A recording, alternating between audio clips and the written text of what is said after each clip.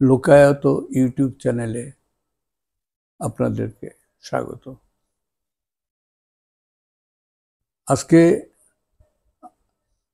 আমরা দুইজন, আমি শামসুজ্জোহা মানিক এবং আমার সঙ্গে আছেন ইমাম গাজ্জালী।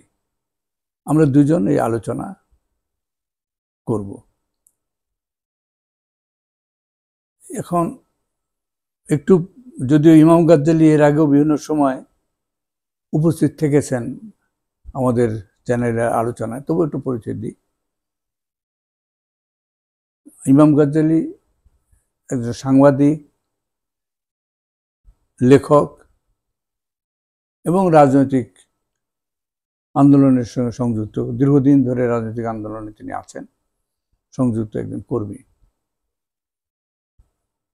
তো ইমাম গাজ্জালী, তোমাকে অনুরোধ করব আলোচনাটা শুরু করার জন্য, কোন বিষয়ের উপরে আমরা আলোচনা করব এবং কিভাবে করব সেটা বলো। ধন্যবাদ শামসুজ্জোহা মানিক ভাই। আমরা এই লোকায়ত ইউটিউব চ্যানেলটা দেখি এবং এই চ্যানেলটা যাতে করে একটা নতুন চিন্তা আমাদের রাজনৈতিক, সামাজিক, সাংস্কৃতিক পরিমণ্ডলে যাতে উপস্থাপিত করার বিষয়ে একটা গুরুত্বপূর্ণ ভূমিকা পালন করবে বলে আমরা আশা করছি। তো এখানে আমরা একটু অন্য একটা বিষয় নিয়ে কথা বলার জন্য চাচ্ছি আর কি মানিক ভাইয়ের সাথে। সেটা হলো যে এই জুলাই আন্দোলন এবং মুক্তিযুদ্ধ, 71-এর মুক্তিযুদ্ধ, এই দুটো বিষয় নিয়ে আমরা একটু আলোচনা। 2024-এর জুলাই আন্দোলন, হ্যাঁ, জুলাই অভ্যুত্থান। জুলাই অভ্যুত্থান এবং মুক্তিযুদ্ধ এই দুটা একটা বৈপরীত্যার্থক বলে এখানে একটা একটা মহল থেকে বলা হয়। এই কারণে যে জুলাই অভ্যুত্থানের পরে এখানে ধর্মভিত্তিক দলগুলোর একটা ব্যাপক প্রভাব তৈরি হয়েছে। যেমন ধরা যাক যে ইসলামিক ছাত্র শিবির, এই চিটাগং বিশ্ববিদ্যালয় ছাড়া কোনো পাবলিক বিশ্ববিদ্যালয়দের তেমন কোনো একটা জায়গা ছিল না, কিন্তু তারা কিন্তু এখন ঢাকা বিশ্ববিদ্যালয়ে ডাকসু ইলেকশনে তারা খুব দাপটের সাথে অংশগ্রহণ করছে। এবং ধর্মভিত্তিক দলগুলোর যে প্রভাব একটা মাত্রা বেড়ে গেছে, এটা কিন্তু দৃশ্যমান। তো সঙ্গত কারণে এখানে এরকম একটা বক্তব্য আসছে যে জুলাই অভ্যুত্থান কি মুক্তিযুদ্ধের বিরুদ্ধে, এবং এটা কি মুক্তিযুদ্ধকে নাকচ করে দিল। তো এই প্রশ্নটি আমরা একটু আলোচনায় ফেলতে চাই এখানে। তাহলে এটা কি প্রতিবিপ্লব, এটা কি ষড়যন্ত্র, এটা কি অন্যরা কেউ একটা ছেলেপেলেদেরকে দিয়ে ঘটিয়েছে? এই বিষয়টা এখন একটা ষড়যন্ত্র, এই কানাকানি করে 2-4 জন 5 জন লোক দিয়ে ষড়যন্ত্র হয়, কিন্তু ষড়যন্ত্র করে হাজার হাজার লাখ লাখ ছেলে মেয়েদেরকে কি রাস্তায় নামানো যায়? যেমন 71-এর যুদ্ধটাকেও যারা যুদ্ধ পছন্দ করত না কিংবা বিপরীত রাজনীতি করত, তারাও 71-এর যুদ্ধকে ষড়যন্ত্র বলতো, ষড়যন্ত্রের গন্ধ পাইত। যেমন পাকিস্তানিরা বলতো এটা ভারতের ষড়যন্ত্রের ফলাফল। হ্যাঁ, ভারতের অংশগ্রহণ এবং ভারতের ইটা ছিল, কিন্তু এটা যে জনগণের যুদ্ধ, এই জায়গাটা তো শতভাগ সত্য এবং প্রতিষ্ঠিত সত্য। এই আন্দোলনটা যে জায়গায় চলে গিয়েছিল, যে সাবেক স্বরাষ্ট্রমন্ত্রীকে এক পুলিশ কর্মকর্তা ভিডিও দেখিয়ে বলেছিলেন যে একটা গুলি করি, একটা মরে, একটাই সরে, আর কেউ সরে না। তাহলে এই যে স্তরে চলে গেল একটা আন্দোলন, এটা কি ষড়যন্ত্র কারণে টাকা দিয়ে কি ছেলেপেলেদেরকে এরকম জায়গায় নেওয়া সম্ভব? তো এটা তো লাখ লাখ মানুষকে কি ষড়যন্ত্র করে নামানো যায়? তো এই বিষয়গুলো নিয়ে আমি জাস্ট আলোচনার একটা সূত্রপাত ঘটাতে চাচ্ছি।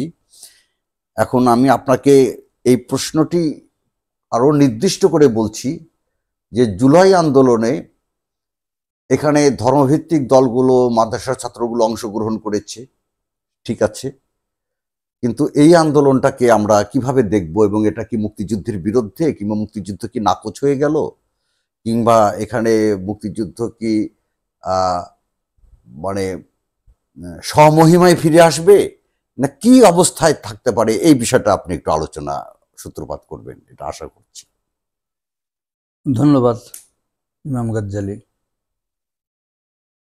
তুমি একটা চমৎকার বিষয় নিয়ে আলোচনা সূত্রপাত করেছ।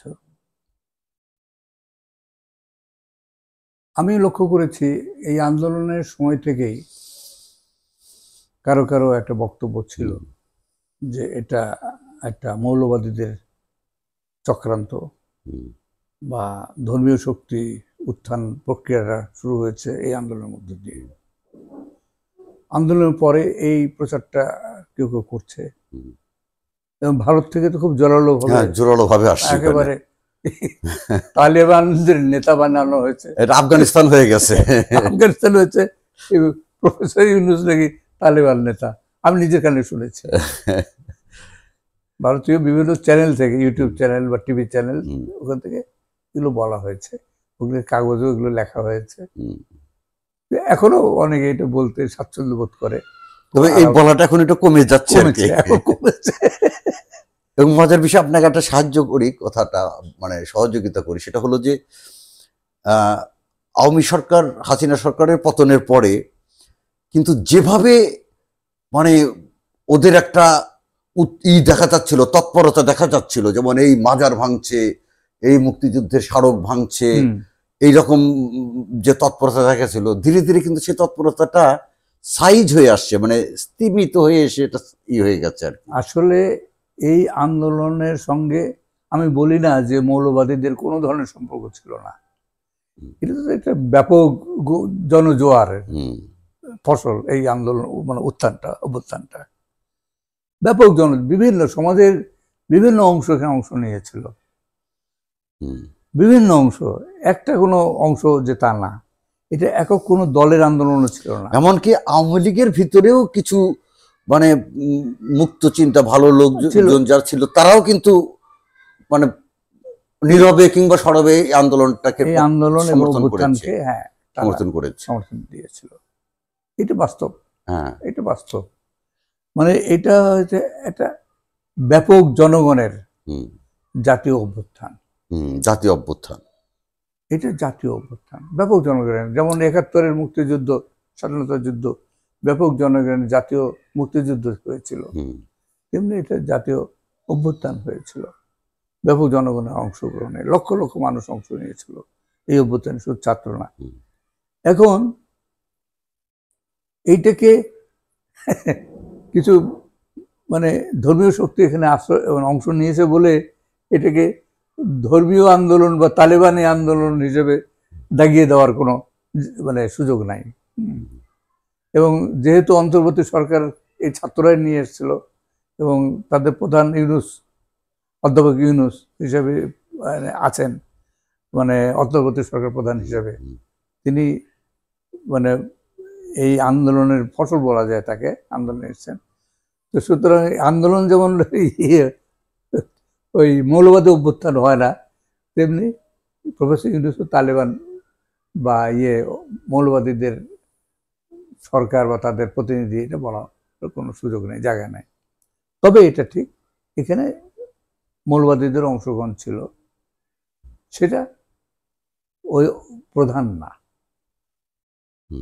এই আন্দোলনের মূল শক্তিটা বুঝতে হবে, মূল শক্তি হচ্ছে ছাত্ররা, এবং ছাত্রদের মধ্যে কোন ছাত্র? মাদ্রাসার ছাত্র না, এরা প্রধানতই মাদ্রাসার ছাত্র থাকতে পারে, পাবলিক বিশ্ববিদ্যালয় এবং বেসরকারি বিশ্ববিদ্যালয়ের স্টুডেন্টরা, এদের অংশগ্রহণ ছিল, অবস্থান ছিল বেশি আর কি, এদের অংশগ্রহণ, এবং নারীদের ব্যাপক সংখ্যক।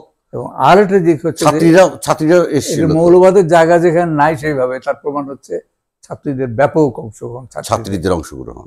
এই আন্দোলন পরিণতি পেয়েছে নারীদের, বিশেষ করে নারীদের অংশগ্রহণের কারণে। তাদের যে ব্যাপক আয়োজন, যে অংশগ্রহণ ছিল, ব্যাপক ছাত্রীরা নেমে এসেছিল, মহিলারাও নেমে এসেছিল, এইটা এই আন্দোলনকে এভাবে জয়যুক্ত করতে সাহায্য করেছে। তো নারী তো ধর্মীয় শক্তি প্রতিনিধি হতে পারে না, তাদের ঘরে জায়গা, হিজাব বোরখা পরে তারা বাইরে বেরোবে, তারা আন্দোলন করবে কেন? পুরুষকে মুখ দেখাবে কেন? কণ্ঠস্বর অন্য পুরুষদের শোনাবে কেন? চিৎকার করবে কেন রাস্তায় নেমে? অর্থাৎ এই আন্দোলনের সঙ্গে, আন্দোলনের মূলধারা এটাই, এই মূলধারার ধর্মীয় রাজনীতির সঙ্গে কোনো সম্পর্ক ছিল না, নাইও। মানে মূল ধারাটা এখানে স্টুডেন্টরা আরো নির্দিষ্ট করে বললে পাবলিক বিশ্ববিদ্যালয় এবং প্রাইভেট বিশ্ববিদ্যালয়ের স্টুডেন্ট, অর্থাৎ আধুনিক শিক্ষার সঙ্গে সম্পর্কিত যে ছাত্র সমাজ, সেই ছাত্র সমাজ হচ্ছে আন্দোলনের প্রধান শক্তি, চালিকা শক্তি। তাহলে এটা মৌলবাদী হয় কি করে? এর অন্তর্গত বিষয়টাই তো মৌলবাদ বিরোধী। এই ছাত্ররা তো, ওই ছাত্রীরা তো মৌলবাদ বিরোধী শক্তি, বেসিক্যালি মৌলবাদ বিরোধী শক্তি। তারা ঘোষণা দিয়ে হয়তো নামে নেই যে আমরা মৌলবাদ বিরোধী, এটা তো ঘোষণার ব্যাপার না, তাদের চরিত্রগত ব্যাপার। তারা যে শিক্ষা থেকে এসছে, যে শিক্ষা প্রতিষ্ঠান থেকে এসছে, যে শিক্ষার ধারা থেকে এসছে, সেইখানে মৌলবাদ মানে আছে কিনা সেটা দেখতে হবে। এখন আমি আপনাকে আর একটা জিনিস জানতে চাচ্ছি, সেটা হলো যে মানে এই আন্দোলনের মধ্য দিয়ে কি সেকুলারিজমের ভাবাদর্শটা, যেটা মুক্তিযুদ্ধের মধ্য দিয়ে মানে আমাদের জনগোষ্ঠীকে এই মুক্তিযুদ্ধ যে সেকুলারিজমের উপরে দাঁড় করিয়ে দিয়েছিল, সেই সেকুলারিজমটা কি এই আন্দোলনের মধ্য দিয়ে প্রান্তিক হয়ে গেল, নাই হয়ে গেল, কিংবা এই সেকুলারিজমের অবস্থানটা কি, তার ভবিষ্যৎটা কি? এই সেকুলারিজমটাই সামনে আসছে, আগামী দিনে আর আসবে। কারণ এখানে সেকুলারিজমের যে মূল শক্তি, আধুনিক শিক্ষায় শিক্ষিত ছাত্র এবং ছাত্রী, বিশেষ করে ছাত্রীরা, এরা যখন মুক্ত হয়েছে, আনলিশ হয়েছে এদের শক্তিটা, তখন অনিবার্যভাবে এখানে সেকুলারিজম শক্তি প্রাধান্য আসবে। এটা এটা এটা সামাজিক গতিধারার নিয়ম, সোশ্যাল ডাইনামিক্স এটাই দাবি করে। না, এখানে সেকুলারিজম এবং মুক্তিযুদ্ধ দুইটা প্রশ্ন বলছি। মুক্তিযুদ্ধ এবং বলা হচ্ছে যে সেকুলারিজম এবং মুক্তিযুদ্ধ দুটোই মানে সমাজ দেহ থেকে হয়ে গেছে আর কি, নাই হয়ে গেছে, এটাকে সরিয়ে দেওয়া হচ্ছে। মুক্তিযুদ্ধে স্মারক ভাঙা হচ্ছে, তারপরে এর আগে ওই যে মাজার ভাঙার কথা বলছি, যারা ওই যে বাউল সাধকরা যারা একটু সহজিয়া ইসলামের সহজে রূপ যারা প্রচার করেছে, তাদেরকে হামলা টামলা হয়েছিল। তো এগুলো হওয়ার কারণে বলা হচ্ছে যে তাহলে মৌলবাদের এই ব্যাপক উত্থানের কারণে এখানে সেকুলারিজম এবং মুক্তিযুদ্ধ একেবারে নিঃশেষ হয়ে গেল কিনা, তাহলে এটা কি হয়ে যাচ্ছে? এটা কি নিঃশেষ হওয়ার প্রশ্ন ওঠে না। এটা প্রাথমিক একটা উচ্ছ্বাস, ধর্মীয় শক্তি তার সুযোগ নিয়েছিল, নিয়ে করতে গিয়ে কি হয়েছে, ওরা নিজেরা কিন্তু প্রান্তিক হয়ে যাচ্ছে। তাহলে ওটা যদি আবার ফিরে আসে, তাহলে কি মুক্তিযুদ্ধ যে বয়ানটা আমরা এই যাবৎ, আওয়ামী লীগ যে বয়ানটা আমাদের সামনে, আওয়ামী লীগের বয়ানের সমস্যা। মুক্তিযুদ্ধকে আওয়ামী লীগ কি মুক্তিযুদ্ধের প্রকৃত শক্তি? মুক্তিযুদ্ধের শক্তি না এটা। এরা আত্মসাৎকারী। ভারতের সাহায্য নেই 71 সালে। এরা স্বাধীনতা চেয়েছিল নাকি? এদের কাছে শেখ মুজিব স্বাধীনতা চেয়েছিল নাকি? স্বাধীনতা চাইলে ওই ঘোষণার কথা বাদ দাও, জয় পাকিস্তান তো বলেছিল, জয় বাংলার পরে 7 মার্চের যে ভাষণ, হ্যাঁ, এগুলো বলে লাভ নাই। ধাপ্পাবাজি দিয়ে অনেকদিন চালানো গেছে, 30 লক্ষ মানুষ মারা যাওয়ার মতো, 30 লক্ষ নাকি শহীদ হয়েছিল, কোনো হিসাব নাই, কিছু নেই। আমি বলতে চাচ্ছি এই যে দায়িত্ব জ্ঞানের নেতৃত্ব এই দেশে, সুবিধাবাদী নেতৃত্ব, নীতি নৈতিকতা বোধের নেতৃত্ব, শেখ মুজিবকে কেন্দ্র করে যে নেতৃত্ব এখানে গড়ে উঠেছিল, আমাদের আত্মসমালোচনা করতে হবে। জাতিরও সমস্যা আছে, নাহলে শেখ মুজিবের মতো একটা চোরের পেছনে জাতি যাবে কেন? আমার তো মনে আছে 67 সালে ট্রেনে এক ভদ্রলোকের সঙ্গে আলাপ হচ্ছিল, গ্রামীণ ভদ্রলোক, বোঝা যায় গ্রামীণ মাতব্বর কিছু লোক। আমাকে বলছিল শেখ মুজিব চোর হোক আর যাই হোক, বাঙালির কথা তো বলে। অর্থাৎ এখানে চুরি ডাকাতি এগুলো কোনো সমস্যা না, পাবলিক যেটা শুনতে চায় সেটা বললেই হলো। শেখ মুজিব সেই কাজটা করেছিল। এখানে যারা স্বায়ত্তশাসন রাজনীতিটা গড়ে তুলেছিল বামপন্থীরা, তাদের ভুল আছে, তাদের নেতৃত্বে ভুল ছিল, ভাসানীকে তারা সঠিকভাবে ভূমিকা পালন করতে দেয়নি। এগুলো অনেক আরেকটা আলোচনার বিষয়। কিন্তু শেখ মুজিবকে সত্যিকার অর্থে অসাম্প্রদায়িক রাজনীতি, জাতীয়তাবাদী রাজনীতি কারণ আপনি কি আওয়ামী লীগকে অসাম্প্রদায়িক দল মোটেই না। আওয়ামী লীগ একটা সাম্প্রদায়িক ধর্ম সাম্প্রদায়িক দল। আওয়ামী লীগকে আমি মনে করি একটা উপমা দিই, সাপ। সাপ খোলস পরিবর্তন করে না মাঝে মাঝে, পুরাতন খোলসটা একসময় বাদ দিতে হয়, তাকে বাদ দিয়ে নতুন খোলস নেয়। আওয়ামী লীগ হচ্ছে মুসলিম লীগের নতুন খোলসধারী রূপ। আওয়ামী লীগ হচ্ছে সাপের মতো, যে মূলত মুসলিম লীগ, কিন্তু এবং মুসলিম লীগ যখন পুরনো হয়ে গেছে তখন ওই খোলসগুলো, অর্থাৎ ওই নুলামিনের মতো লোকদের হচ্ছে খোলস, এটাকে বাদ দিয়ে নতুন খোলস হয়ে এসছে সোহরাওয়ার্দী এবং মুজিবের নেতৃত্বে। মূলত ভাষায় তো টিকতে পারেন নাই আওয়ামী লীগ। তার মানে আওয়ামী লীগ বেসিক্যালি হচ্ছে মুসলিম লীগের এক্সটেনশন, সম্প্রসারণ, এই হিসেবে আওয়ামী লীগকে চিনতে হবে। না, কিন্তু ওখানে তো 60-এর দশকে যে তরুণ প্রজন্মের জাতীয়তাবাদী অংশ, যে অংশটা ছিল ছাত্রলীগের মধ্য দিয়ে এসছিল ওই সময়, তারা তো মানে মুসলিম লীগের ওই মানে ঐতিহ্য, ওই লিগাচিটা তো তারা ওইভাবে মানে তার অংশ না। সুতরাং তারা তো এই লড়াইয়ে একটা মানে ভূমিকা পালন করেছে পরে শেষের দিকে, যখনই হোক। না, কিন্তু এটা তো ইতিহাসটা তো জানতে হবে আমাদেরকে।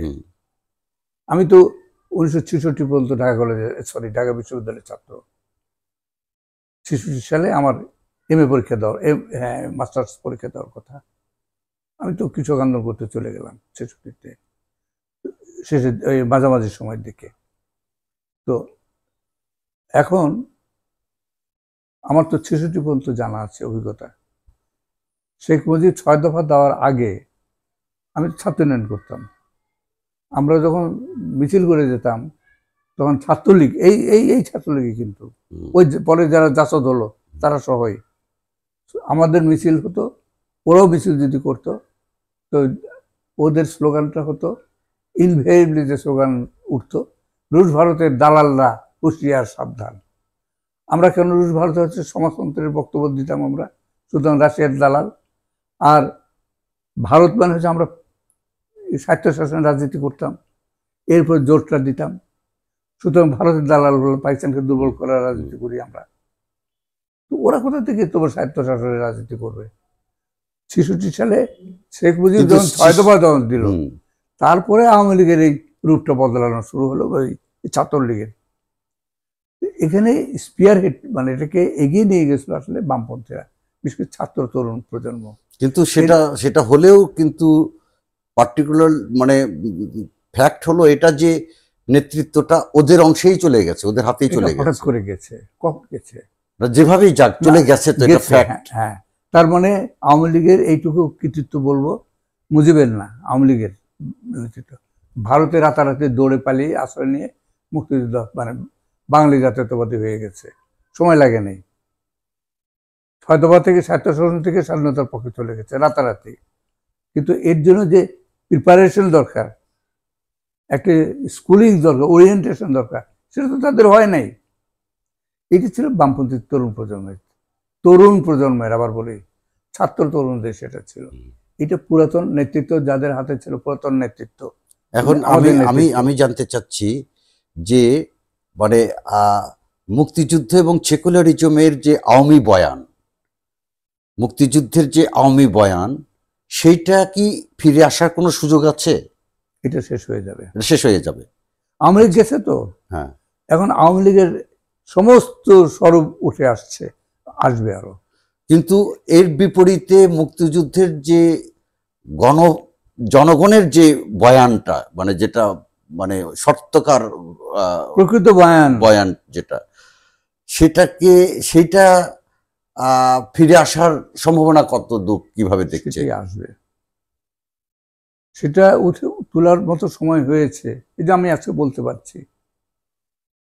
আগে তো এভাবে বললে বড় সুযোগও ছিল না, বলেছি আমার মতো করে আমি বলেছি। এবং শুধু মুক্তিযুদ্ধ না, এখানে সেকুলারিজম প্রশ্নটি, ওরা যে সেকুলারিজমটা আমাদেরকে মানে আমাদের সামনে উপস্থাপন করেছে, কিংবা আমাদের এখানকার বামপন্থীদের এক অংশ সেটাকে প্র্যাকটিসও করত, কিংবা তারা ধারণও করত, সেই সেকুলারিজমটা তো আসলে বেসিক্যালি ফেল করেছে। তো সুতরাং এর বিপরীতে সেকুলারিজমই না, ওটা সেকুলারিজমই বলছেন না। সেকুলারিজম না, সর্বধর্ম সমন্বয়, সর্বধর্মের সমন্বয়। ধর্ম সমন্বয়। আমি মুসলমান, এবং শেখ মুজিব তো বলেছিলেন, পাকিস্তান থেকে এসে প্রথম যে মিটিংটা করলেন 72 সালে, কি বলেছিলেন? আমি প্রথমে মুসলমান, তারপর বাঙালি। এইটাই হচ্ছে আওয়ামী লীগ। শেখ মুজিব সত্য ভাষণ করেছিলেন। আওয়ামী লীগ হচ্ছে বাঙালি এবং মুসলমান। কিছু হিন্দু বাংলাদেশে আছে, তাদেরকেও তারা কাজে লাগায়, ব্যবহার করে। এই জন্য ওই সর্বধর্ম সমন্বয় বললাম, হিন্দুদের কিছু সুযোগ সুবিধা দেয়, কিন্তু বেসিক্যালি এখানে যতগুলো সাম্প্রদায়িক দাঙ্গা হচ্ছে, কার এখানে কি তাহলে হিন্দু কমিউনিটির লোকেরা কি আওয়ামী লীগ দ্বারা প্রতারিত হচ্ছে? প্রতারিত, সম্পূর্ণরূপে প্রতারিত হয়। তাহলে এটা থেকে, এখান থেকে মানে এই অবস্থা থেকে উত্তরণের পথটা কি আপনি বলছেন যে সেকুলারিজমের একটা মানে প্রকৃত রাজনীতি এবং প্রকৃত বয়ান এখানে আনা প্রয়োজন, দাঁড় করাতে হবে। এখন সেটার সাথে কি মানে প্রভেদটা হতে পারে আর কি, মানে নির্দিষ্ট করে বলছি। ওরা যেমন বলছে সর্বধর্ম সমন্বয়, তাহলে মানে আপনি কোন ধরনের সেকুলারিজমটাকে মনে করছেন যে এখানে মানে ধর্ম থেকে রাষ্ট্রকে বিযুক্ত করতে হবে, বিচ্ছিন্ন করে দিতে হবে।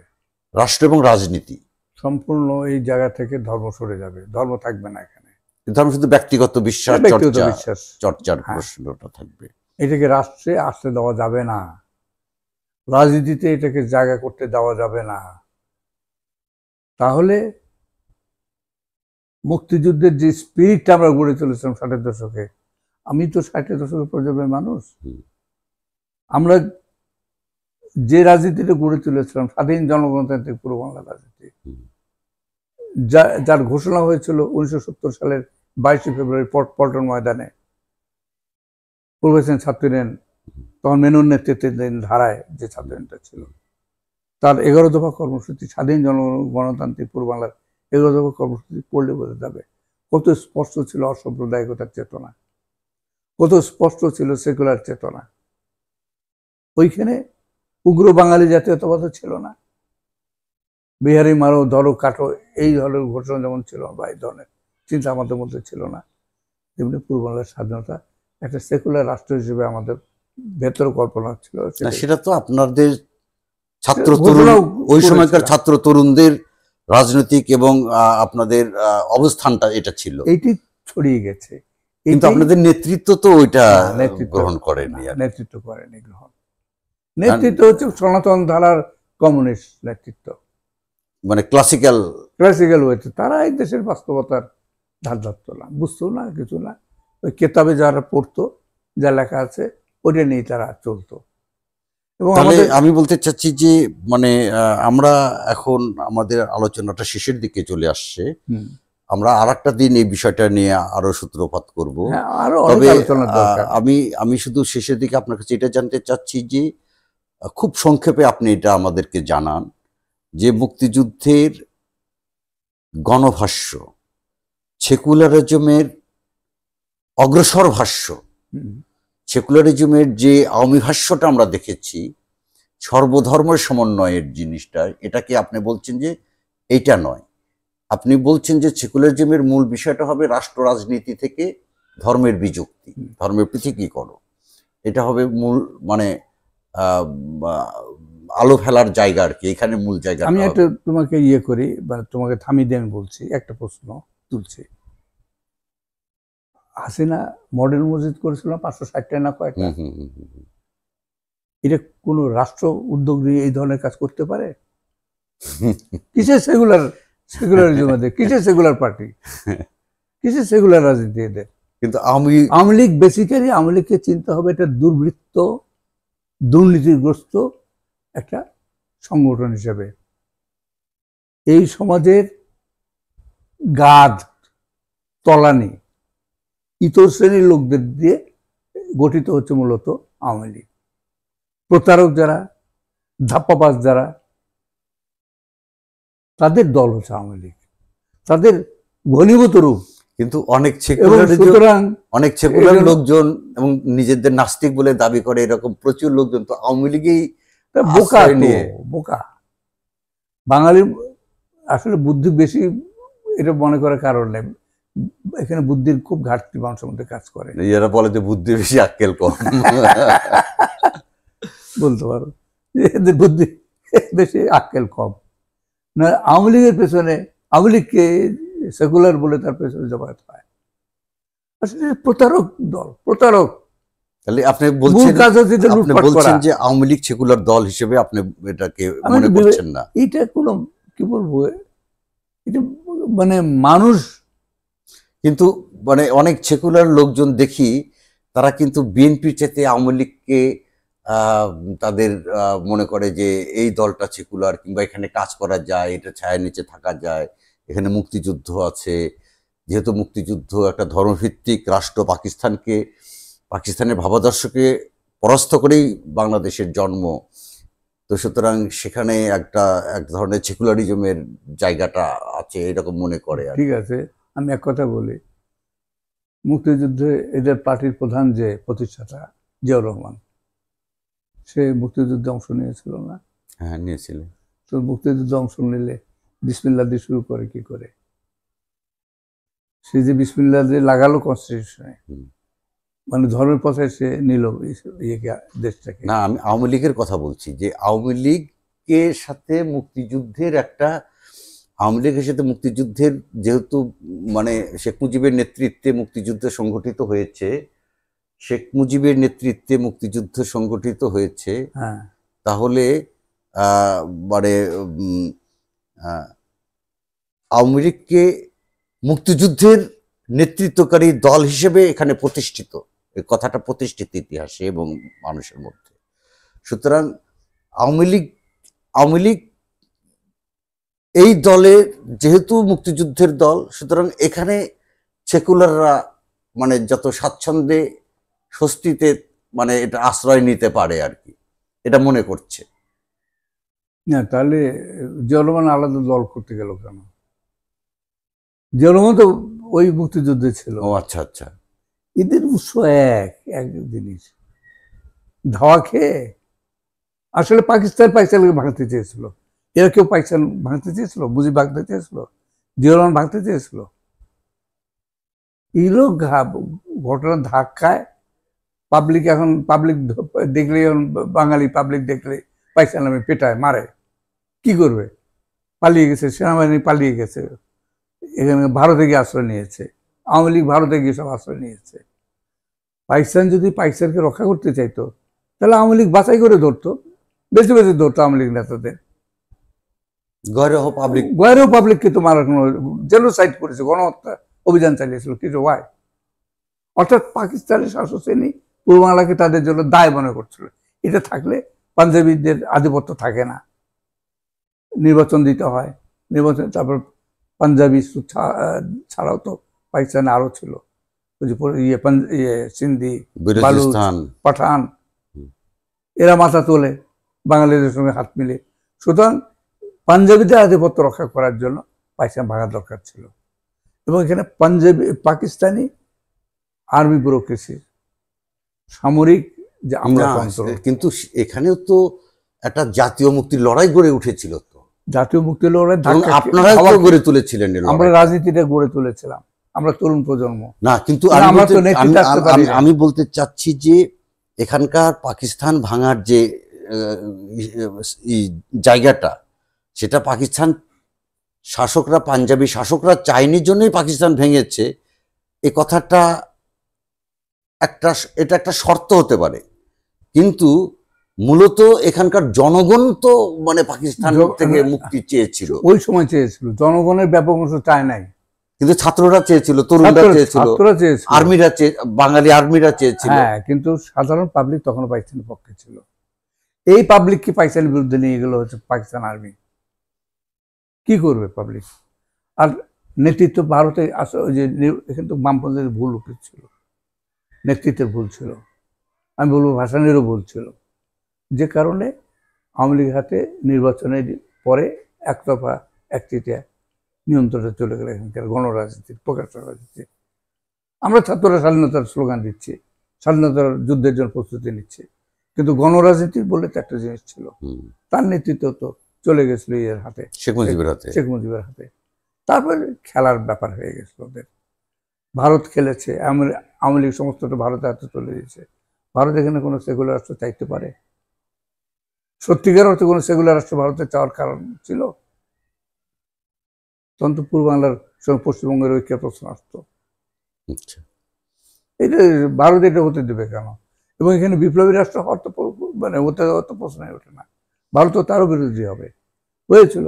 কারণ ভারত তাহলে এখানে মুক্তিযুদ্ধের যদি বয়ান গণভাষ্যটার বিষয়টা যদি আমরা এখানে তুলে আনতে নতুন চাই, ভাষ্য আরো সঠিকভাবে বলতে হবে। নতুন ভাষ্য মানে যেটা সত্যকার ভাষ্য, এটা যদি তুলে আনার প্রয়োজন হয়, তাহলে এখানে ভারতের যে মানে অংশগ্রহণ, ভারতের যে ভূমিকা, সেটাকেও তো কন্ডেম করা দরকার হয়েছে। প্রশ্ন সাপেক্ষ, প্রশ্ন করতে হবে। হ্যাঁ, প্রশ্ন করতে হবে। এবং এখানে আওয়ামী লীগের যে অবস্থান এবং ভূমিকা, সেটাতে নিয়ে আসতে হবে।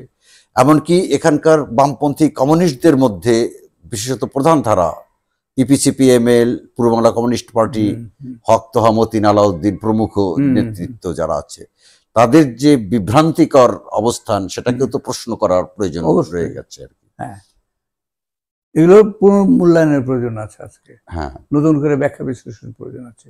আসলে সমস্ত ইতিহাসটাকে আমাদের নতুন করে পাঠ করতে হবে, নতুন করে বিচার বিশ্লেষণ করতে হবে। মানে নতুন করে ইতিহাসের একটা পাঠ দরকার, পাঠ প্রয়োজন। হ্যাঁ, ইতিহাসের ভিন্ন পাঠ, নতুন পাঠ প্রয়োজন, হ্যাঁ, যেটা বাংলাদেশের মুক্তিযুদ্ধ এবং মুক্তিযুদ্ধকে এই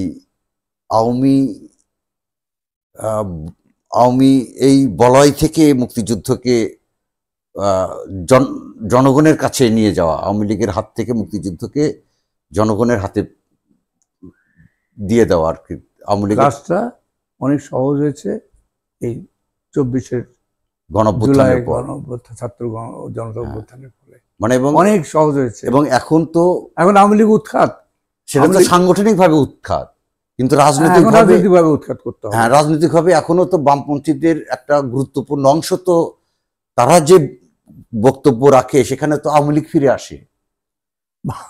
বামপন্থীর এখন নাই ওইভাবে, তা নাই, প্রতীক হিসাবে ধর লাভ নাই। এখন ওদের হচ্ছে এটার মৃত্যু শব্দের ব্যবচ্ছেদের মতো, শব্দেও ব্যবচ্ছেদের মতো এখন বামপন্থীদের ব্যবচ্ছেদ না।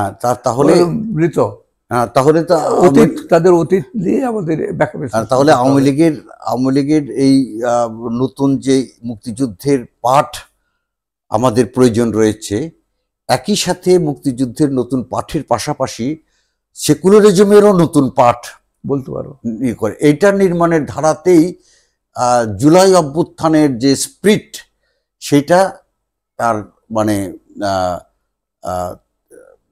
বাংলাদেশকে সঠিক খাতে নিয়ে যাওয়ার একটা গতিমুখ, একটা উৎসমুখ খুলে যাওয়ার একটা অবস্থা তৈরি হয়ে যেতে পারে আর কি, এরকম মনে করা।